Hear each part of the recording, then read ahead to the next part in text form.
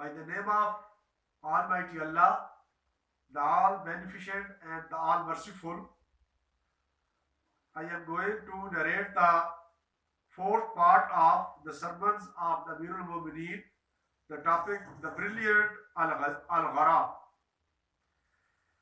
Death and resurrection, they are emulating each other and proceeding in groups towards the final objective and the redoubts of death. Till when matters come to a close, the world dies and resurrection draws near.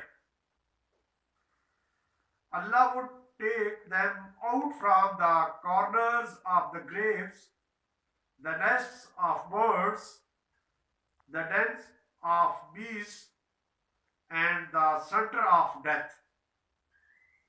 They hasten towards him, command and run towards the place fixed for their final return.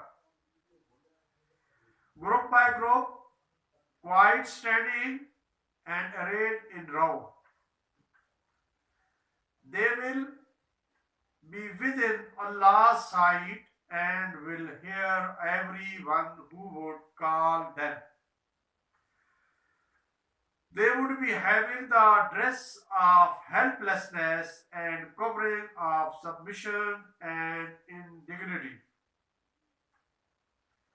At this time, contrivances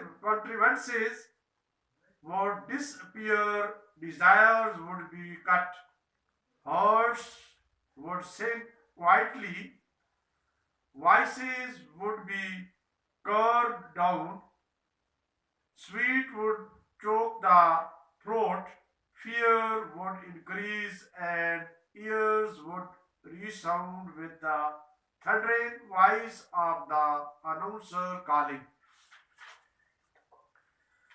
Announcer calling towards the final judgment, award of recompense, striking of punishment, and paying of reward. In this paragraph, the death and resurrection, the explanation of sentence, Allah would take them out from the corners of the graves and the nest of birds, the dens of beasts, and the center of death. The explanation is this: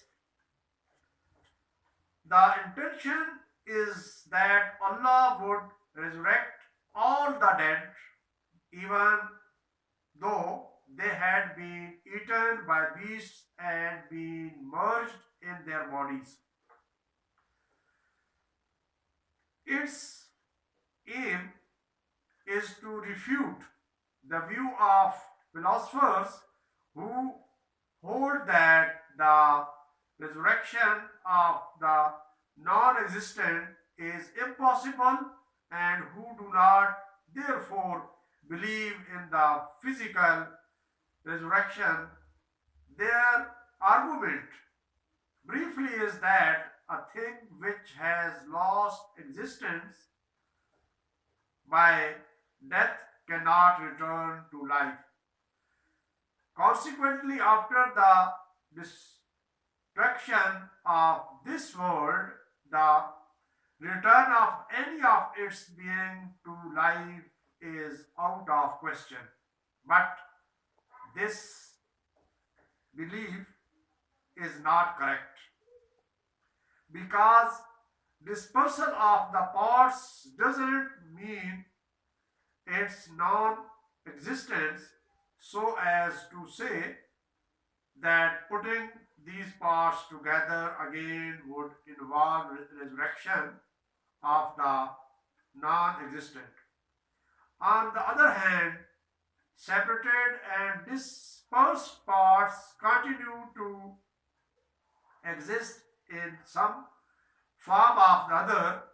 Of course, in this connection, this objection has some force that when every person is to be resurrected in his own form, then in case one person has eaten the other, then in such a case it would be impossible to resurrect either of them with his own constituent parts, since world this would involve of eating deficiency of parts in that who had eaten the other.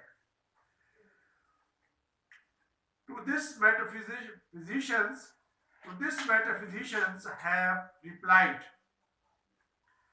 that in every body there are some constituents which are essential and others which are non-essential.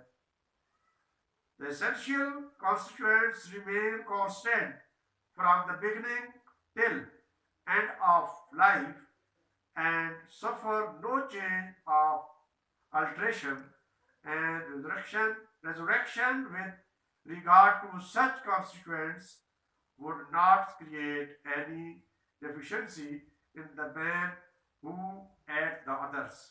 But Almighty Allah can created the second time all the creation.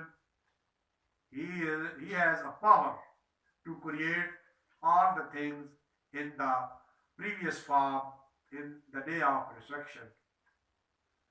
Almighty Allah may bless us to understand the Najul Balagha of the sermons of Najul Balagha of Amirul Mu'mineen Imam al-Muttaqin Ali ibn Abi Talib alayhi salam. Wassalam.